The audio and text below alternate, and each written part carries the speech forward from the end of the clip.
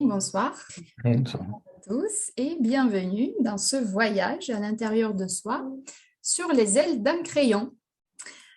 Alors, je ne sais pas combien d'entre vous ici a pu suivre la conférence de la semaine dernière. Je vous invite à utiliser le chat box et à me dire si vous étiez là, de mettre des petits plus, que je le sache.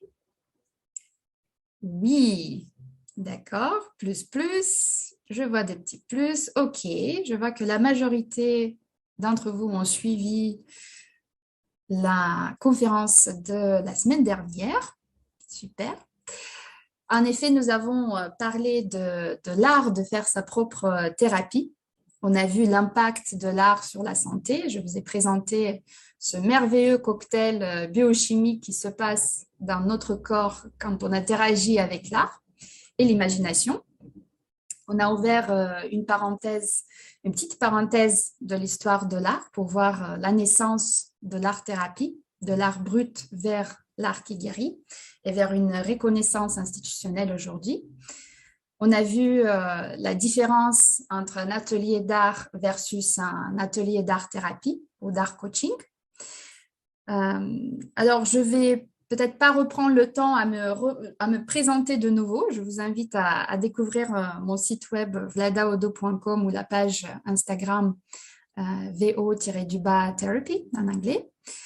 Ma mission de vie n'a pas changé depuis la semaine dernière. C'est toujours de mettre la créativité au profit du soin et du développement personnel. J'interviens à un EHPAD, au cabinet, dans des hôpitaux, des centres d'accueil. J'accompagne aussi à distance des personnes pour gérer l'épuisement, la dépression, l'anxiété, gagner en confiance en soi, traverser une période difficile pour mieux se connaître tout simplement. Et voilà, donc je combine les outils de PNL, comme je vous ai dit la dernière fois, de programmation neurolinguistique, de l'hypnose ericksonienne et de l'art-thérapie pour un suivi thérapeutique personnalisé. Et aujourd'hui, pour l'atelier de ce soir, ceux qui ont été présents à la conférence ont choisi 3 thèmes qui les intéressent le plus. Et ces thèmes sont comment se fixer des objectifs et réussir à les atteindre, comment avoir plus de confiance en soi et réussir à lâcher prise. Donc ces 3 thèmes sont déjà très vastes en soi et je pourrais peut-être vous donner une conférence à part entière sur chaque. Mais le but de l'atelier d'aujourd'hui est de vous donner quelques tips pour que vous essayiez un peu l'art coaching et pour vous donner le goût d'aller explorer plus loin encore, tout seul ou accompagné. Alors, je me suis dit, pourquoi pas combiner ces 3 sujets aujourd'hui pour que vous puissiez vous formuler un objectif correctement, avoir plus de confiance en vous pour l'atteindre et en même temps réussir à lâcher prise sur les pressions que vous vous mettiez ou que votre entourage vous met. Et pour plus de facilité, j'ai choisi à vous faire un atelier d'art coaching aujourd'hui plutôt que d'art thérapie pour faire au plus simple. Donc, tout ce dont vous avez besoin aujourd'hui, c'est de 3 feuilles A4 et 1 ou 2 crayons, un stylo. Voilà. Est-ce qu'on est bon? Est-ce que vous avez tout ce qu'il faut pour commencer? Mettez-moi des petits plus ou des petits 5 si tout va bien. Si vous avez tout ce qu'il faut, génial. OK. Donc, si vous êtes prêts, c'est parti. Alors, nous voilà. La première étape, vous allez définir votre objectif. Et sachez que ce n'est pas aussi simple que ça, définir un objectif correctement. En PNL, en programmation neurolinguistique, on parle souvent de l'état présent et l'état désiré. Donc, vous pouvez repartir, par exemple, sur un problème que vous rencontrez aujourd'hui, donc dans votre état présent. Réfléchissez un moment en session. Normalement, on fait cela pendant 1 à 2 heures pour bien décortiquer, mais aujourd'hui, je vous donne juste un aperçu. Donc, réfléchissez un moment. Qu'est-ce qui provoque cette situation problématique d'aujourd'hui? Donc, vous pouvez noter sur votre feuille la situation problématique que vous rencontrez aujourd'hui et on va la décortiquer un tout petit peu pour arriver à définir l'objectif. Donc aujourd'hui, ma problématique, c'est deux points en une phrase.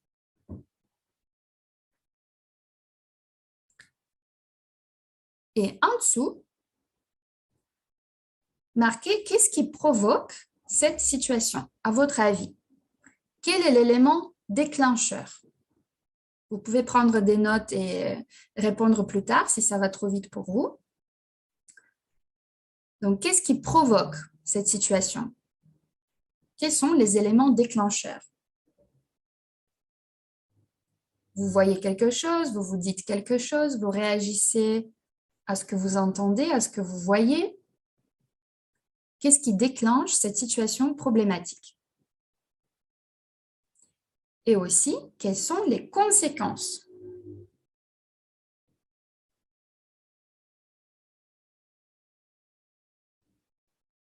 Donc, par exemple, je vois mon enfant qui ne range pas ses jouets. Par conséquent, je m'énerve, je ne peux pas me contrôler, je ne peux pas contrôler ma rage. Ou mon responsable me dit de corriger mon travail et je me dis que je n'ai pas fait un bon boulot, donc je me sens figée, ça me met dans un état de stress, je n'arrive pas à m'exprimer. Donc, qu'est-ce qui déclenche, qu'est-ce qui provoque et quelles sont les conséquences de cette problématique? Donc déjà, vous allez vous rendre compte si ce problème est réel ou imaginaire. Parce que si je me dis quelque chose, ça peut être dans mon imaginaire, ou je peux réagir à quelque chose de concret. Et qu'est-ce qui fait qu'aujourd'hui, vous voulez changer ça? Donc, si cette problématique, par exemple, était persistante pendant un certain temps, qu'est-ce qui fait qu'aujourd'hui, vous avez décidé, ah bah tiens, j'en veux plus de ça, je veux changer quelque chose. Pourquoi le faire aujourd'hui?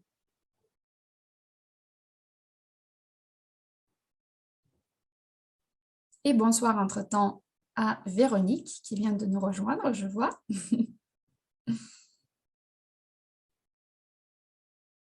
Alors, pour Véronique, on parle d'une problématique. Donc, on réfléchit à quelque chose qu'on voudrait changer dans notre vie aujourd'hui. Donc, je vous guide un petit peu. Vous pouvez noter, prendre des notes et répondre aux questions par rapport à votre problématique. Donc, qu'est-ce qui déclenche cette problématique? Qu'est-ce qui provoque? Quelles sont les conséquences? Qu'est-ce qui fait qu'aujourd'hui, je veux changer ça? Et qu'est-ce que vous avez essayé déjà? Peut-être que vous avez essayé déjà de mettre en place des actions, de faire quelque chose. Qu'est-ce que vous avez entrepris déjà pour solutionner ce problème?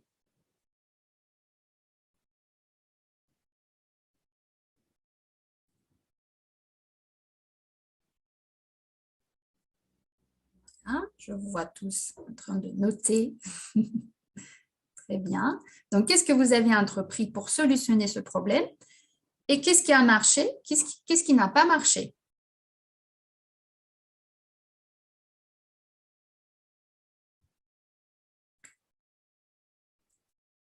Il y a peut-être des choses que vous n'avez pas encore essayées.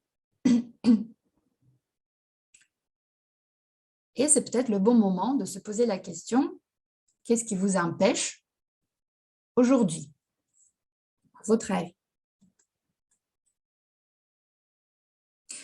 En gros, on vérifie votre motivation à changer quelque chose. Car si un problème persiste pendant un certain temps, c'est qu'il y a forcément un bénéfice, une fonction positive à ne pas changer les choses, à ne pas atteindre cet objectif. On est d'accord. Donc, c'est là où se cache votre valeur. Donc, demandez-vous, qu'est-ce que cela vous apporte du bien à ne pas changer les choses, à rester, à laisser les choses telles quelles? Parce que sûrement, ça se trouve dans votre zone de confort, certes, mais si on va encore plus loin, ça représente quoi cette zone de confort? Peut-être ne pas être dérangé ou ne pas avoir des conflits ou éviter un changement. Donc, qu'est-ce qu'il y a là-dedans dans votre zone de confort? Quelle est cette fonction positive qui peut-être vous retient d'atteindre cet objectif? Qu'est-il de bon ou d'utile à ne pas changer? Ou quel est l'avantage de laisser les choses telles quelles? Ou encore, si vous voulez, quelle est cette partie de vous, si on parle de la théorie des parties, en PNL, on parle de la théorie des parties, on dit qu'à l'intérieur de nous, c'est comme si on avait plusieurs parties de nous. Et donc, c'est important de comprendre ici, qu'est-ce que vous risquez de perdre si vous arrivez à atteindre cet objectif? Quelle est cette partie de vous qui ne voudrait pas changer?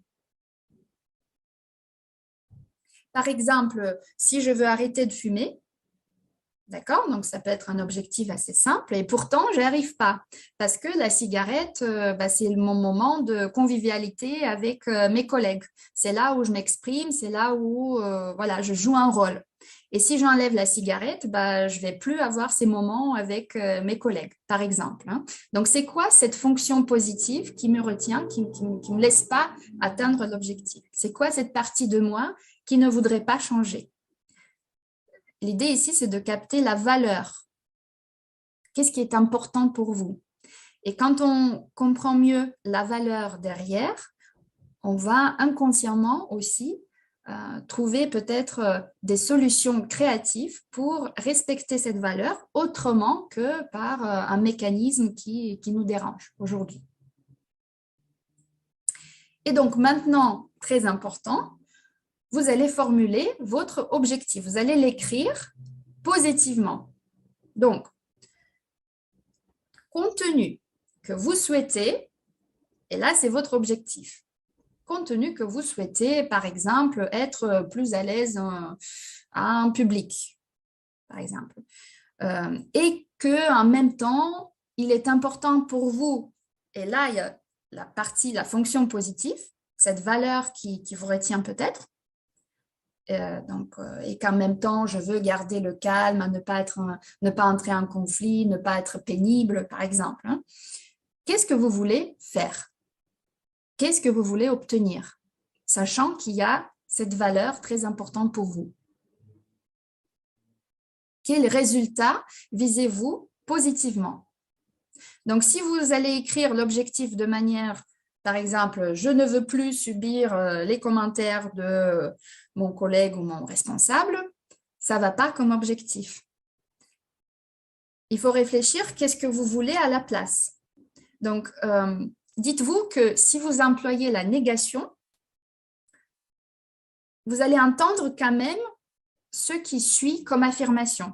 Donc, un exemple classique qui est employé très souvent, si je vous dis de ne pas penser à des éléphants roses, vous allez quand même les voir dans votre imagination. On est d'accord? Donc, au lieu de dire « je ne veux plus subir quelque chose », vous allez formuler votre objectif positivement et vous allez dire « je veux pouvoir X, Y, Z ». Exprimer mon besoin de telle ou telle manière. Ou je veux rester calme et répondre pertinemment aux agressions de monsieur, madame. Ou je veux apprendre à communiquer de manière directe et positive. Donc, qu'est-ce que je veux à la place? C'est comme ça qu'on va formuler un objectif de manière positive pour qu'il résonne en fait dans tout notre corps. Et pour renforcer votre motivation, demandez-vous en quoi vaut-il la peine d'atteindre cet objectif? Qu'est-ce que cela va vous apporter? Et là, je vous invite vraiment à écrire quelques mots. Qu'est-ce que cela va vous apporter? De la joie, du bonheur, ok, c'est simple, mais quoi d'autre de plus important encore? Peut-être du courage, une meilleure estime de soi. Ça va vous apporter peut-être un équilibre dans votre vie, avec vous-même, avec les autres, une meilleure relation. Qu'est-ce que cela va vous apporter? Vérifiez donc l'impact de ce changement dans votre vie pour vous et pour votre entourage. Et surtout, rassurez-vous que ce changement sera bénéfique et on parle ici de l'écologie, sera bénéfique pour vous et pour votre entourage. Est-ce que jusque-là, on est bon? J'ai besoin de vos retours dans le chat box. Est-ce que ça va pour vous? Ça ne va pas trop vite? OK. Bien. Yes, ça marche. Donc, vous avez votre objectif, vous l'avez écrit de manière positive. Vous l'avez formulé positivement. Maintenant, votre objectif, il doit être précis, spécifique et contextualisé. Et pour ça, vous allez vous imaginer que vous êtes déjà en train de réaliser cet objectif.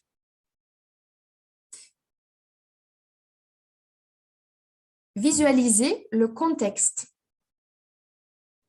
Dans quel contexte voulez-vous le réaliser? Comment, quand, avec qui? Donc, l'objectif, il doit être très concret. Comment, quand, avec qui et à partir de quand? Donc, mettez-vous dans la situation et regardez quels sont les avantages pour vous, pour les autres, et combien de temps vous vous donnez. C'est aussi très important. Donc, vous voulez l'atteindre l'année prochaine, dans 3 mois, dans 2 semaines, dans 1 an, dans 2 ans. Donnez-vous un temps.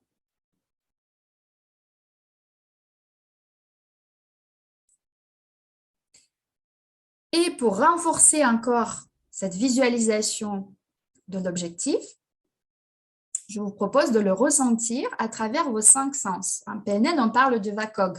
VACOG, c'est le visuel, l'auditif, le kinesthésique, l'olfactif, le gustatif. Donc, qu'est-ce que je vois autour de moi? Qu'est-ce que j'entends? Qu'est-ce que je ressens? Donc, à travers mes 5 sens, qu'est-ce que je vois? Je suis en train d'atteindre cet objectif. Qu'est-ce que je vois autour de moi? Qu'est-ce que j'entends? Qu'est-ce que je ressens? Et très important ici, est-ce que ça dépend de moi? Car vous savez bien, on ne peut pas changer le comportement des autres, on peut seulement changer nos attitudes et nos perceptions, nos réactions, notre vision, et pas celle des autres. Est-ce que ça dépend de moi à 100%? Ça doit dépendre que de vous. Et finalement, vérifiez toujours si éventuellement, il pourrait y avoir des conséquences négatives à atteindre cet objectif.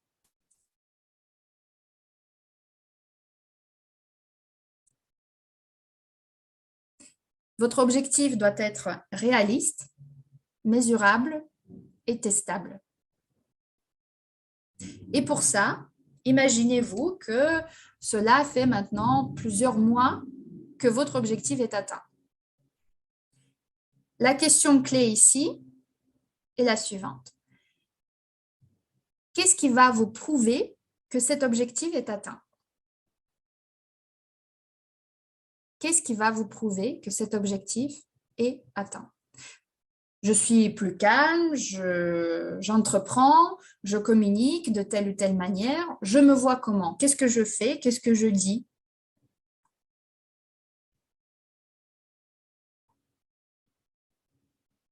Alors, est-ce qu'on est bon? Est-ce que vous avez votre objectif formulé positivement? Ou est-ce que vous avez plus de temps? Besoin de plus de temps?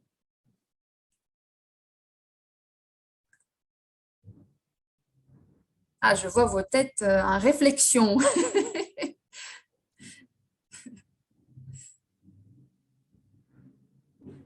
Alors, mettez-moi des petits 5 pour avoir un retour. Est-ce que vous avez votre objectif? Est-ce que vous l'avez formulé positivement sur votre feuille?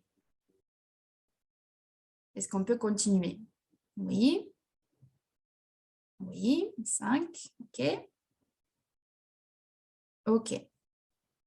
Ça marche. On continue. Super. Parfait. Donc, maintenant, vous avez votre objectif formulé positivement. Donc, pour vous aider à encore mieux le visualiser, voici les niveaux logiques selon Robert Dilts. Vous avez peut-être entendu déjà parler de cette pyramide de Dilts.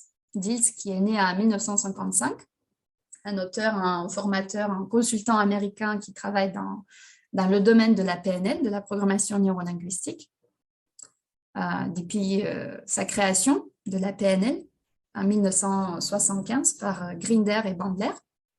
Alors, il existe 6 niveaux logiques de Diels qui sont représentés par cette pyramide. Donc, vous voyez, il y a plusieurs étages, il y a 6 étages. Et on part de la base vers le haut. L'environnement, le comportement, les capacités, croyances, valeurs, identité et sens. Et donc, chaque niveau répond à une question bien précise. Aussi, plus le niveau est élevé, plus on va vers le sens de son propre soi. Donc, je vous invite donc maintenant à dessiner un triangle ou une pyramide avec les 6 niveaux.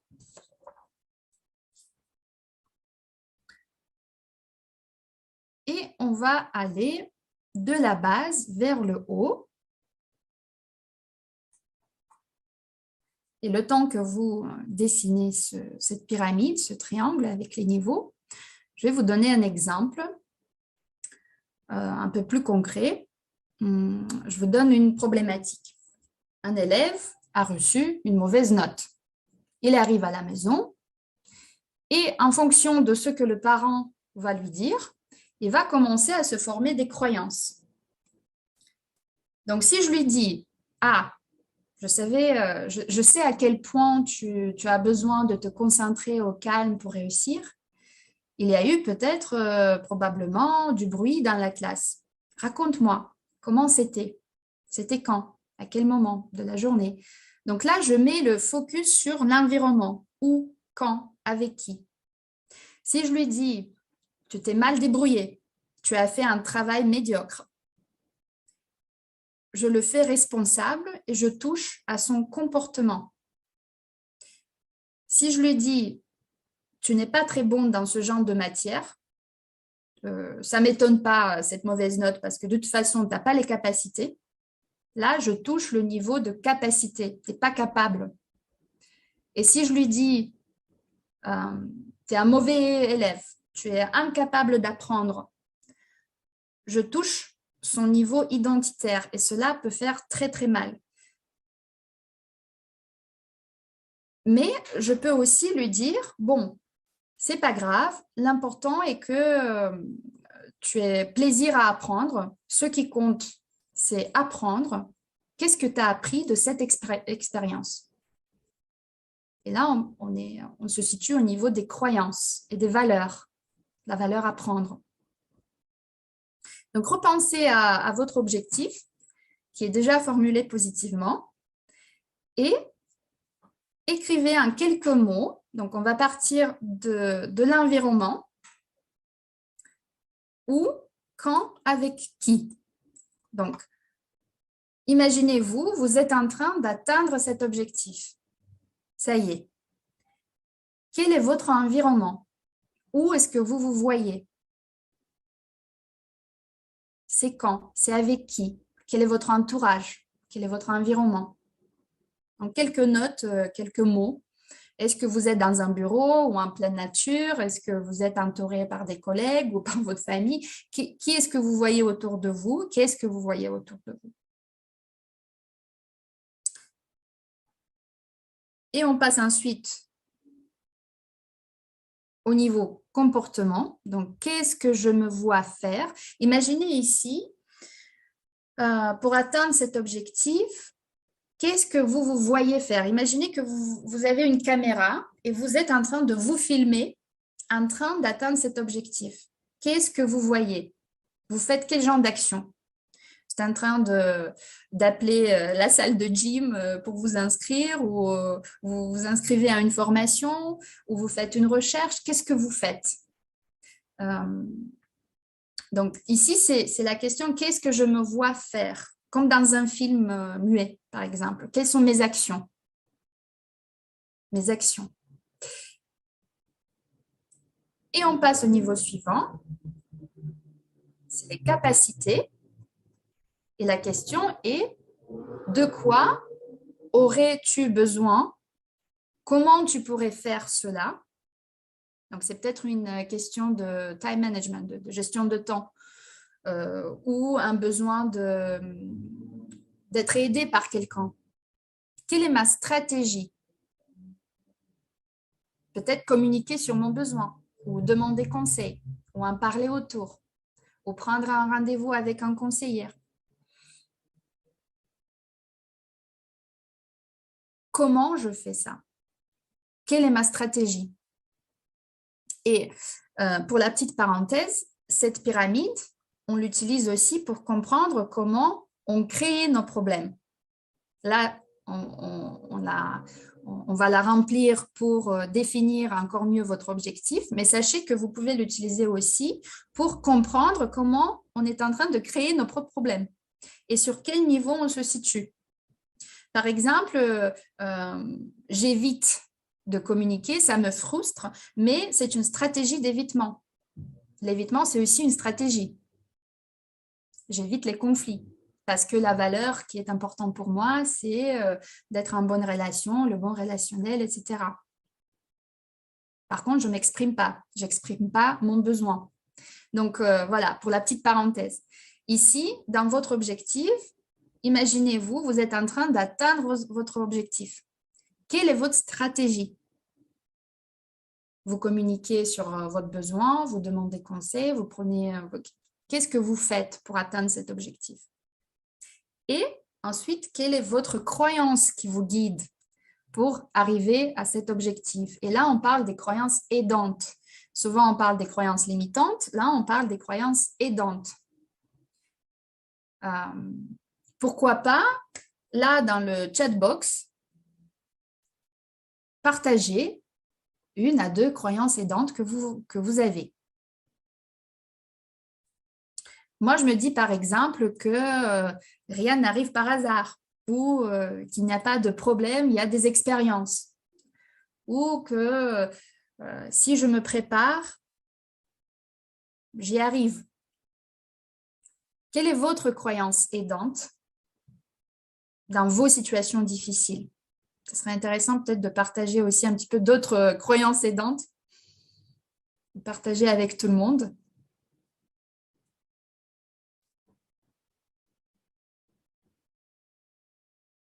Alors, allez, partagez-moi. Croire, c'est déjà réussir. C'est beau? Oui. Croire, c'est déjà réussir. Il y en a d'autres?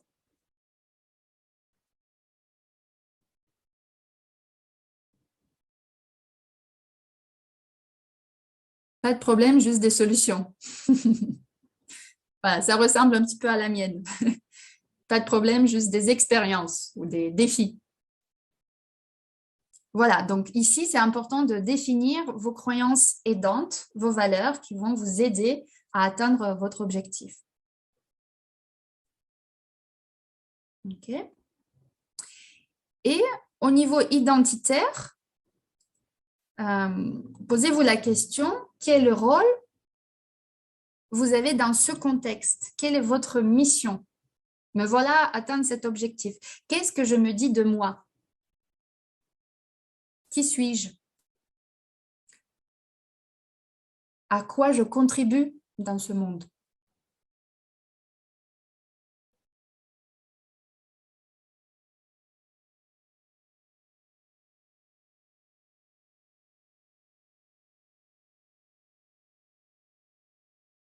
OK.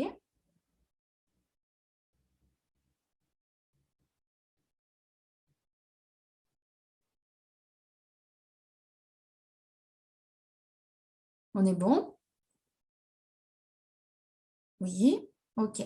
Super. Donc là, vous avez votre pyramide, vos niveaux logiques. Et cette pyramide, elle vous aide toujours à préciser une problématique ou une solution aussi. Donc, où est-ce que je me trouve au niveau? Est-ce que je dois changer d'environnement? Est-ce que je dois changer de comportement ou de stratégie ou de croyance? Est-ce que c'est plutôt une croyance limitante qui me bloque? Ou est-ce que c'est l'estime de soi? C'est l'image de soi qui me bloque? Ou est-ce que tout simplement, je dois changer je ne sais pas, d'action, si je reviens au niveau comportement. Donc, c'est toujours plus facile parfois de changer l'environnement que ces valeurs. Les valeurs, elles ne changent pas vraiment. Donc, c'est important de les définir, de les connaître. Et maintenant, une fois que vous avez votre objectif formulé positivement et que vous l'avez visualisé à travers les 6 étages de la pyramide de Dietz, je vous propose un petit jeu. Ludo, il va aimer. Alors, le petit jeu, c'est de regarder autour de vous maintenant. Vous êtes peut-être devant votre bureau. Il y a des petits objets qui vous entourent. Regardez autour de vous et choisissez un objet qui va représenter la confiance en vous. Donc, en fait, ce que vous allez faire, vous allez mettre la feuille blanche comme sur la photo, la feuille A4 devant vous et vous allez placer les objets sur cette feuille. Donc, regardez autour de vous et qu'est-ce qui pourrait symboliser la confiance en vous. Par exemple, là, j'ai devant moi, j'ai des lunettes. Okay, bon, je place mes lunettes quelque part sur cette feuille, à droite, à gauche, au milieu, où je le ressens. Okay. Donc, vous allez trouver un élément qui va représenter la confiance en vous. Ensuite, vous allez trouver un autre objet qui va représenter les obstacles, les impédiments, ce qui vous gêne, ce qui vous encombre dans l'atteinte de cet objectif. Et vous allez placer les obstacles quelque part sur la feuille.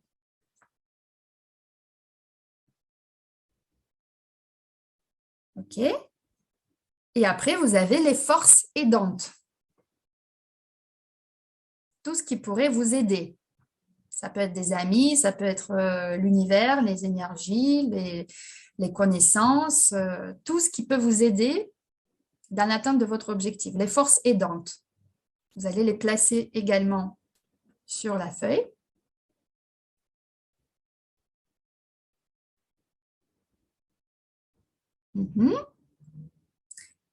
Quatrième objet, ça va être votre expérience de vie, votre sagesse, votre intelligence, votre expérience de vie.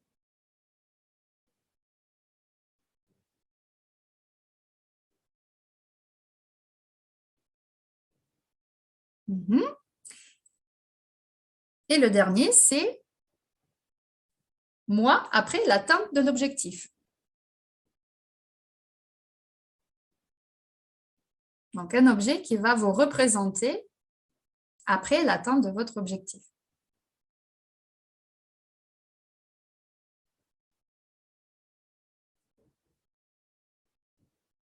Donc, vous avez 5 au total. La confiance en vous, la confiance en soi, les obstacles, les forces aidantes, votre expérience de vie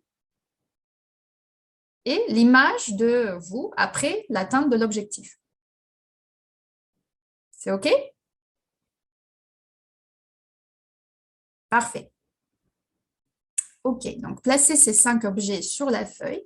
Observez déjà comment vous les avez placés. Quel élément est devant, derrière, par exemple, l'objet qui vous représente après l'atteinte de l'objectif? Où placez-vous les obstacles? Où placez-vous les forces aidantes? Donc déjà, ça va vous donner quelques idées, quelques réflexions. Et aussi, regardez par rapport à la dimension des objets. Quel est le plus grand objet? Quel est le plus petit? Marie-Hélène, je vois quelque chose. C'est quoi? Un cœur. C'est un cristal en cœur. Un cœur. C'est la conscience. Ah, super. OK. Top. Donc déjà, regardez comment vous avez placé ces éléments, les dimensions. Et maintenant, la question la plus intéressante, la plus importante.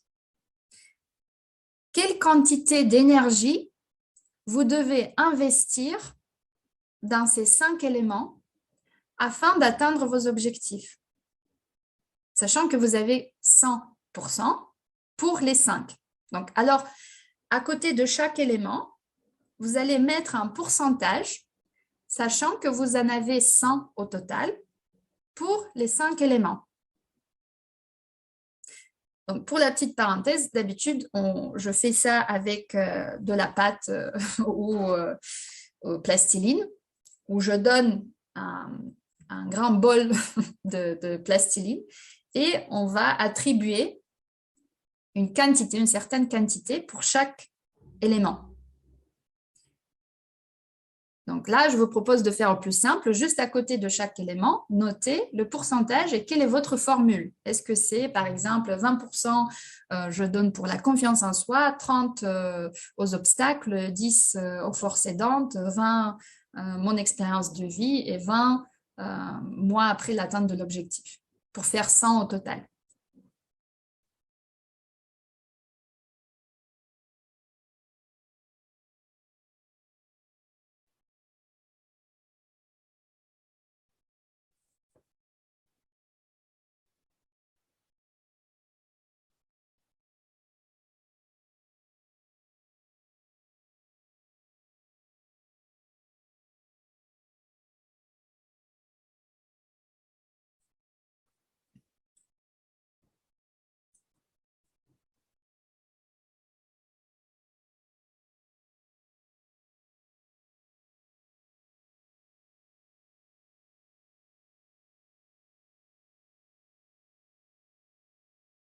Alors, si vous avez fini, je vous invite à partager avec les autres dans le chat box. Ce serait intéressant de voir vos pourcentages.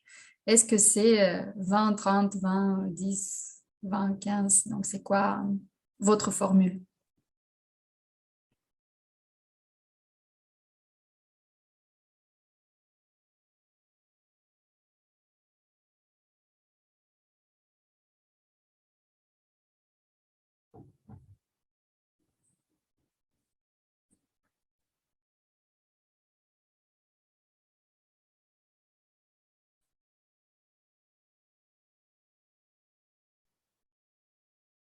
Alors, fin de journée, les maths, c'est pas facile ce soir.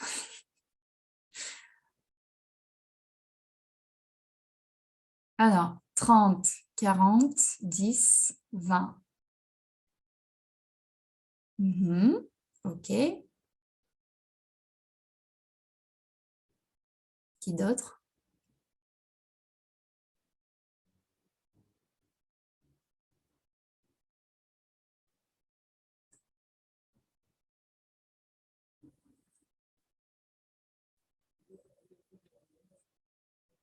Confiance 30, obstacle 10, force aidante 10, environnement 20, moi après l'atteinte de l'objectif 30.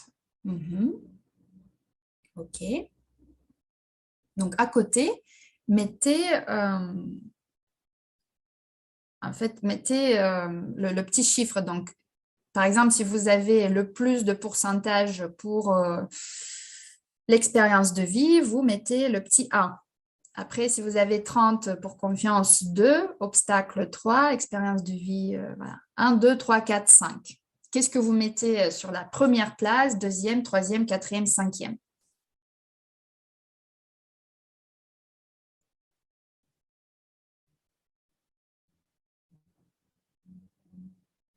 Donc, où est-ce que je donne le plus d'énergie?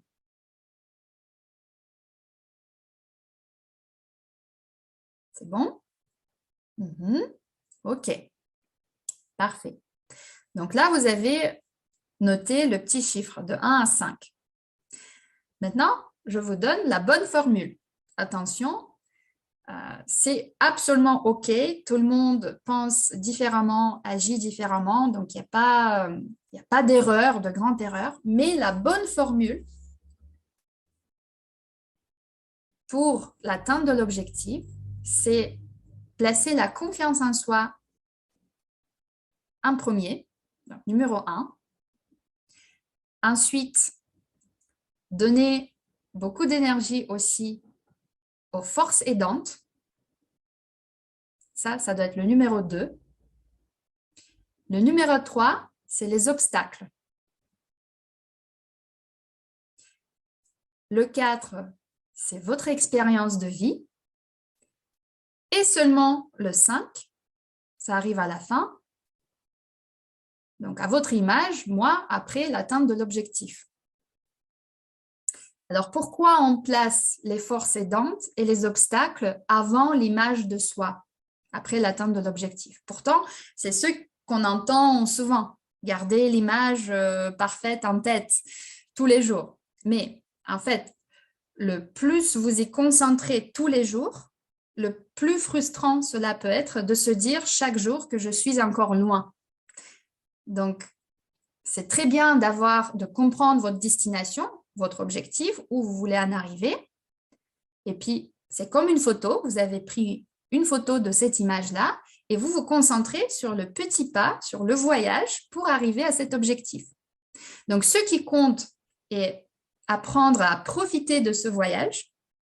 Vous connaissez la destination, c'est parfait. Maintenant, vous vous concentrez sur les pas de ce voyage qui vous amène vers la destination, qui d'ailleurs peut changer en cours de route. Et c'est parfois encore plus important ce que l'on ne fait pas que ce que l'on fait. Donc, changer de perspective. Souvent, j'entends mais j'ai fait ci, et j'ai fait cela, et j'ai tout essayé. Vraiment. Et qu'est-ce que vous n'avez pas essayé? Ou qu'est-ce que vous n'avez pas fait encore? En anglais, il y a une phrase pas mal qui dit « Stop doing what stops you from reaching the goal ». Donc, arrêtez de faire ce qui vous empêche d'atteindre l'objectif. Voilà, c'est intéressant. J'ai trouvé ça, c'est un exercice d'art coaching que je trouve très intéressant. Pour se dire que, encore une fois, on a besoin des uns des autres, les uns des autres.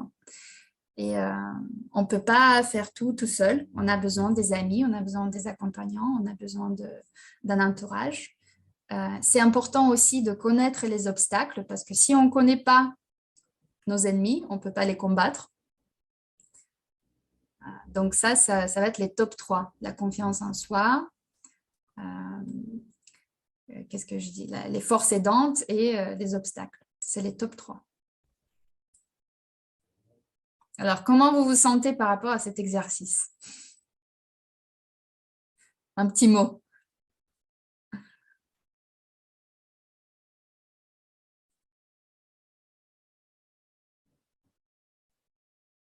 Ça vous fait penser à quoi?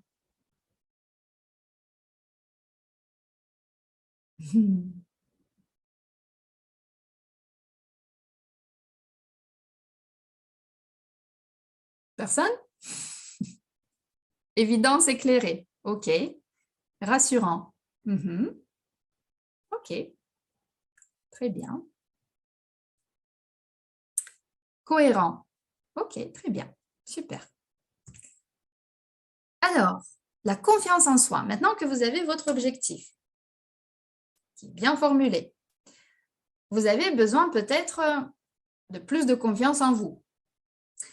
Et là, je vous invite vraiment à aller voir sur ma page Instagram dans la catégorie Coach PNL où j'explique vraiment en détail comment accroître la confiance en soi, quelle est la différence entre l'estime de soi et la confiance en soi pour avoir plus d'informations. Mais sachez que la confiance en soi, en gros, c'est quand vous vous dites « je suis capable, je sais que je peux réussir ». Et l'estime de soi, c'est quand vous vous dites « je m'apprécie, je suis quelqu'un de bien, je m'accepte comme je suis ». Et donc, posez-vous la question, sur quoi avez-vous besoin de travailler vraiment? Sur l'image de soi, sur votre valeur en tant qu'individu, ou sur votre identité, ou plutôt sur votre capacité d'atteindre un objectif. Parce que la confiance en soi, elle fait partie de l'estime de soi. C'est sa composante. Et avoir confiance en soi, ça veut dire être assuré de ses possibilités. Et cette confiance en soi se développe en permanence. C'est comme une prédiction de ce que l'on est capable de faire pour réussir nos objectifs. Donc, elle n'est jamais acquise. On y travaille tout le temps. Et avoir un regard réaliste sur ses possibilités permet d'augmenter la confiance en soi. Et c'est seulement dans les actes que l'estime de soi et la confiance en soi se développent. Donc, si on ne fait rien, il n'y a rien qui se passe. Et aussi, on ne peut pas ne pas avoir confiance en soi dans tous les domaines de la vie. Souvent, j'entends ça, mais j'ai pas de confiance. Mais dans quel contexte? Mais j'ai pas de confiance, c'est tout. Je suis quelqu'un qui n'a pas de confiance en soi. Mais non, il faut toujours préciser le contexte. C'est la première chose à faire. Est-ce dans vos relations professionnelles ou avec votre parent ou avec votre partenaire ou avec votre ami? À quel moment précisément rencontrez-vous ce problème? Donc déjà, ça va vous permettre de contextualiser. Et puis toujours chercher sa fonction positive. Qu'est-ce qu'il y a de positif à ne pas avoir confiance en soi pour franchir le pas? Encore une fois, même exercice. Imaginez-vous que demain, vous obtenez cette confiance en vous. Quel impact positif ça aura dans votre vie? Quelles nouvelles opportunités vont s'ouvrir? Et qu'est-ce qui vous empêche d'y arriver? Donc, pour avoir plus de confiance en soi et passer à l'action, on doit tout simplement s'équiper et agir. C'est aussi simple que ça. Cela passe par l'information et la préparation. C'est comme quand on se prépare pour un voyage. On prépare notre sac à dos. On regarde s'il fait beau, s'il fait chaud, s'il fait froid, si c'est montagneux, est-ce que j'ai besoin des baskets ou pas. Donc, explorer cette façon dont ce manque de confiance s'est construit en vous. Depuis quand vous manquez de confiance dans ce contexte précis? À partir peut-être des expériences de l'enfance ou en fonction des événements plus récents. Il y a peut-être un événement récent qui vous a traumatisé. Et l'hypnose peut vous aider ici. Et une fois que vous connaissez votre ennemi, en guillemets, il est plus facile à le combattre. Donc, s'il s'agit d'un traumatisme, la thérapie peut vous aider. S'il s'agit tout simplement d'une meilleure organisation, un coaching peut vous aider. L'idée est de découvrir les ressources que vous pourriez utiliser pour vous sentir capable de faire face aux enjeux. Et là, voici un petit exercice. Vous allez vous dessiner votre cocktail. Donc, je vous ai parlé du cocktail biochimique la dernière fois quand on interagit avec l'art. Aujourd'hui, je vous parle du cocktail de la confiance en soi. Vous avez bien compris, j'aime bien les cocktails. Voilà, fixez-vous tout d'abord des objectifs réalistes. Première chose. Deuxième chose, transformez vos peurs en défis. C'est-à-dire, quand on remplace déjà, rien que remplacer le mot peur, problème par le mot défi, déjà, ça change le mouvement à l'intérieur de soi. J'ai un défi, je n'ai pas un problème, j'ai un défi. Donc, ça me motive plus. Troisième chose, autorisez-vous le droit à l'erreur. Parce que vous êtes humain, donc un être qui fait plein d'erreurs, parce qu'on est là pour ça, on est là pour apprendre, pas pour être parfait. Et donc, autorisez-vous ce droit.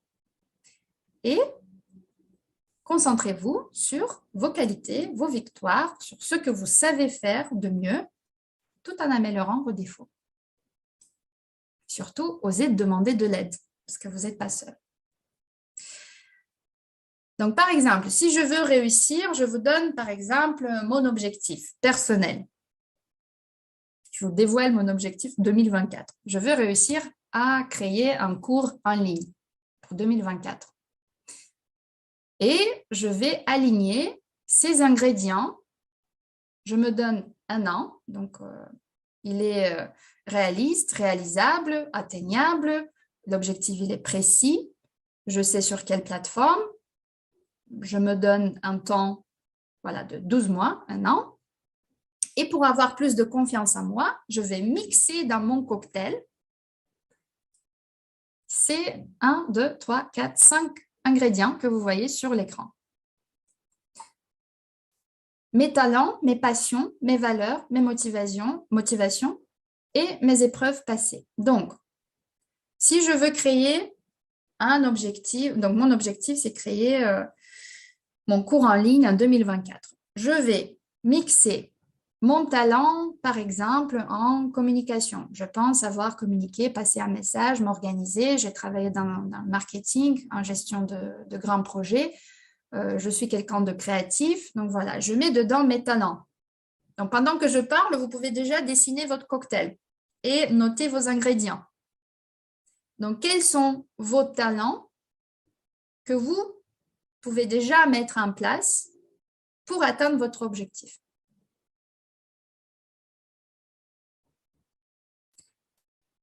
Je vais y rajouter aussi mes passions. Moi, par exemple, ma passion pour l'art, pour la psychologie, pour la thérapie. Donc, tout s'aligne. Ensuite, je vais rajouter mes valeurs. Ma valeur de partager et de transmettre, par exemple.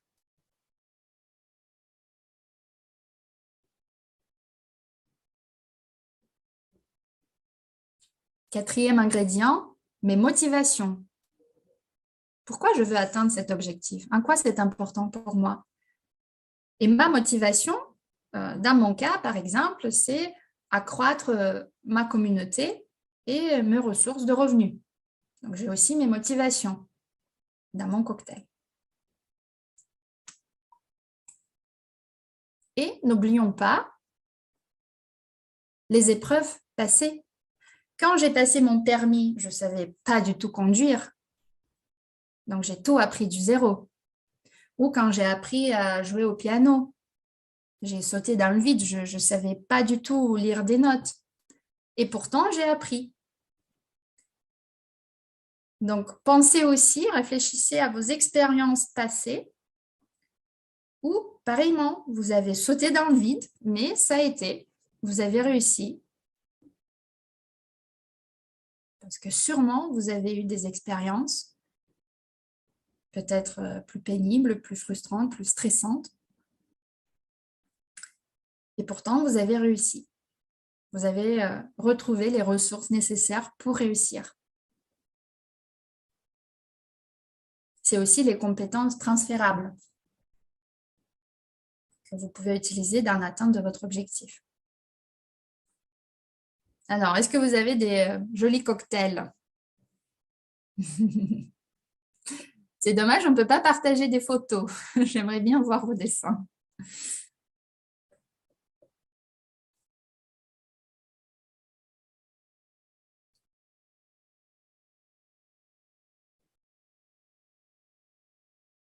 Bien.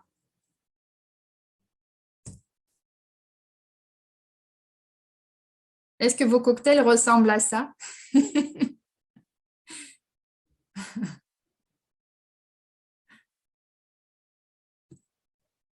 Voilà. Surtout, notez ces 5 ingrédients. Et peut-être sur la feuille, vous pouvez noter le nom de votre cocktail, pourquoi pas, un nom original, un lien avec votre objectif. Un cocktail que vous préparez pour vous, pour siroter à tout moment, quand vous allez avoir besoin de plus de confiance en vous. Et oui, quand je parle des épreuves passées, je parle, donc la question à se poser est comment est-ce que j'ai réussi quelque chose. Je me suis dit, qu'est-ce que je me suis dit? Comment j'ai fait? Quelles sont mes compétences transférables que je pourrais utiliser? Voilà. Est-ce que vous avez tous vos cocktails?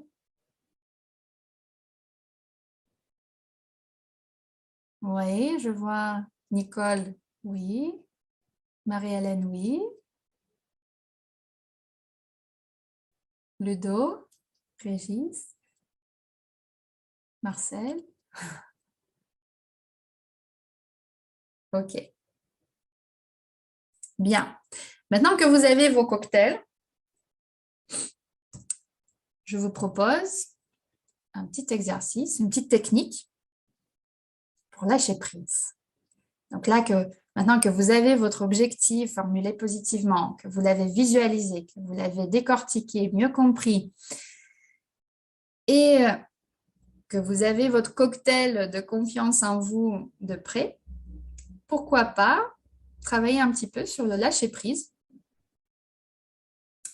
Et donc, je vous invite à prendre un crayon en chaque main, ou un crayon et un stylo, ou 2 crayons,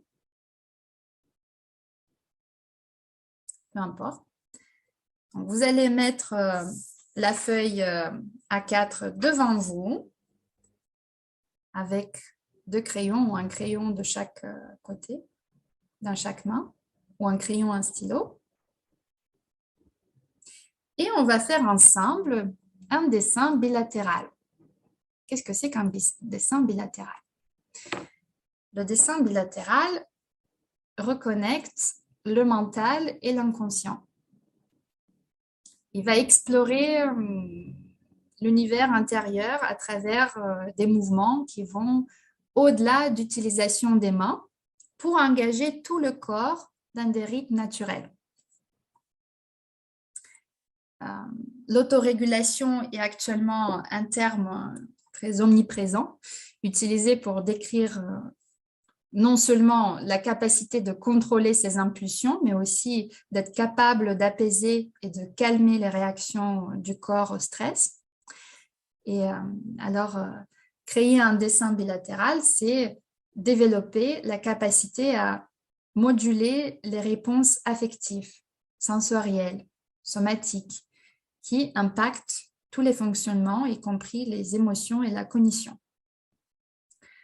Donc, je vous invite à prendre les crayons, ou un crayon ou un stylo dans chaque main, à vous positionner sur la feuille, fermer les yeux et de vous laisser guider par les mains. C'est-à-dire que voilà, je vais positionner les crayons sur ma feuille, je vais fermer les yeux et je vais me laisser guider par mes mains. Voilà, surtout ne pensez pas à dessiner quelque chose, juste à entrer dans ce mouvement des mains sur la feuille.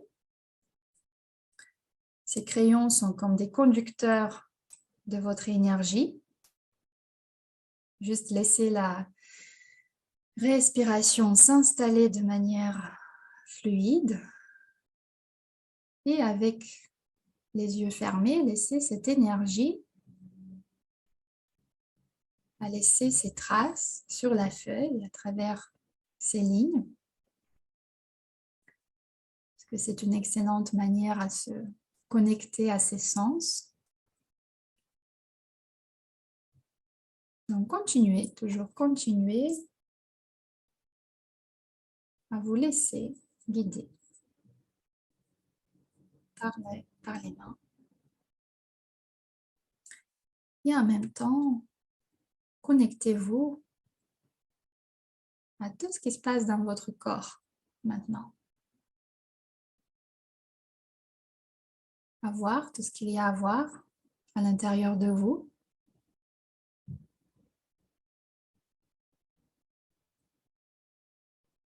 À observer tout ce qu'il y a à observer.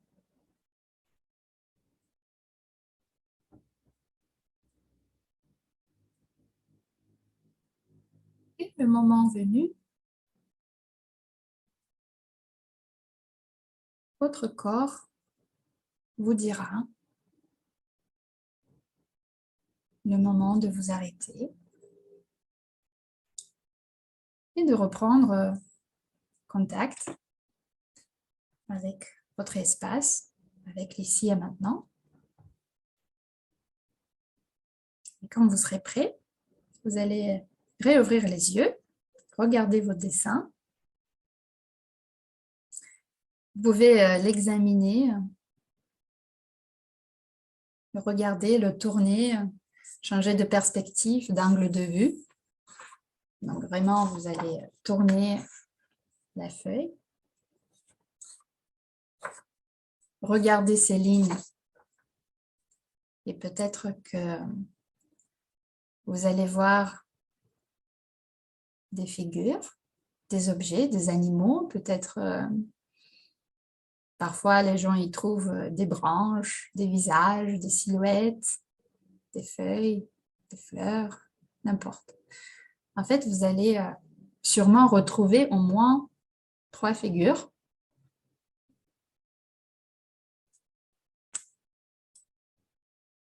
C'est votre inconscient qui va vous donner des indices.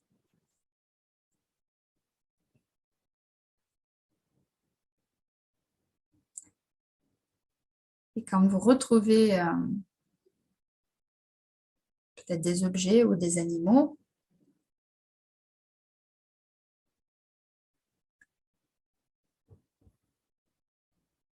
écrivez-les sur cette feuille. N'hésitez pas de partager dans le chat box. Qu'est-ce que vous avez retrouvé? Des oiseaux, peut-être un soleil ou des fleurs, ou des silhouettes, des visages.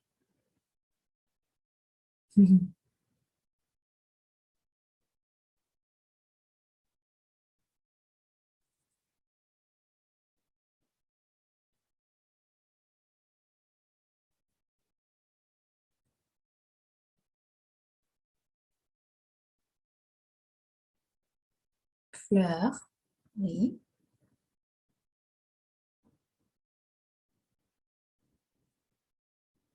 Papillon, c'est joli.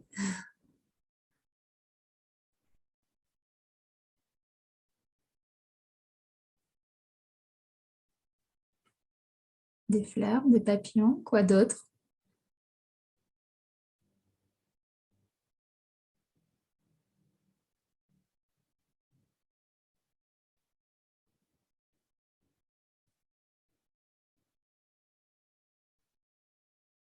Un chien, oui. Un parapluie, très intéressant, oui. Alors, cet exercice, on le fait souvent un art coaching de plusieurs manières, soit avec des crayons, soit avec même de la peinture. On va projeter, en fait, on va imprimer de la peinture sur la feuille et après, on va trouver des figures, des objets. Et l'idée de cet exercice est vraiment de se laisser guider par l'inconscient. Oui, cet exercice est très apaisant, je trouve. Tout à fait.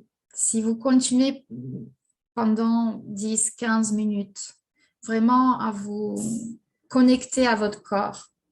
Et aussi, après, vous pouvez poser une question à votre inconscient. Et les images que vous allez retrouver sur ce dessin, ça va vous donner des indices. De quelle manière? En fait, là, je vois, vous avez dit papillon, parapluie, fleur de lotus, une ornithorynque. Alors, je ne sais pas ce que c'est beau. J'apprends un mot. Ornithorynque. Bon, dites-moi ce que c'est.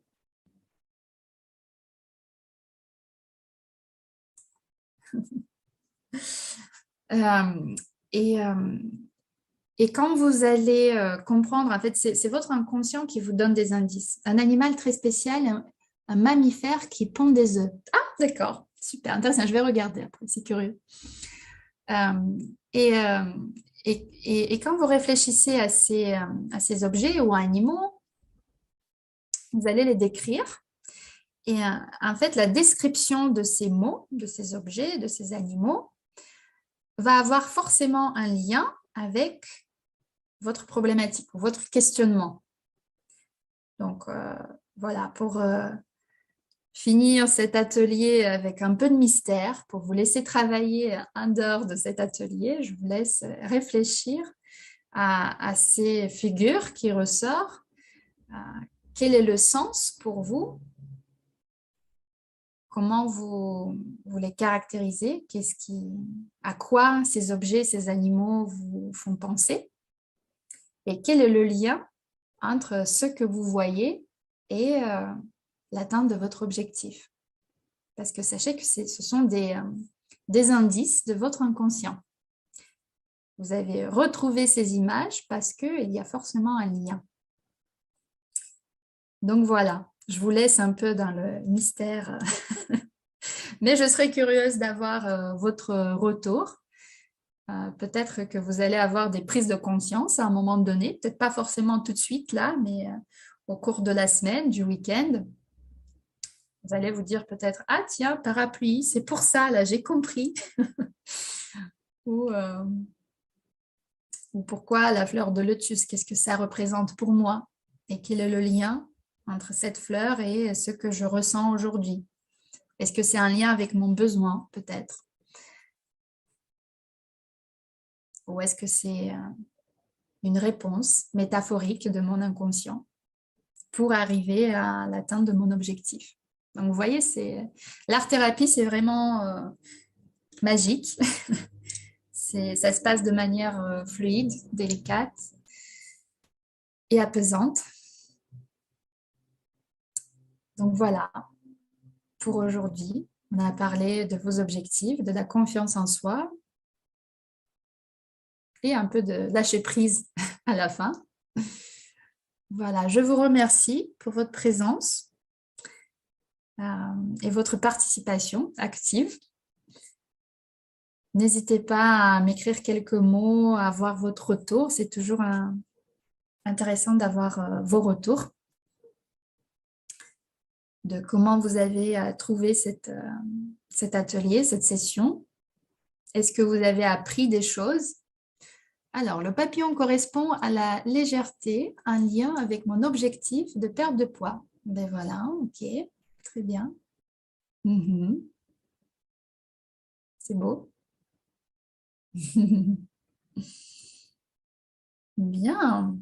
Alors, si vous avez appris des choses aujourd'hui, mettez-moi des petits plus. Allez, faites-moi plaisir. Si vous avez appris des choses seulement. Ok, bien. Super. Super. Ben, je vous remercie. Merci beaucoup.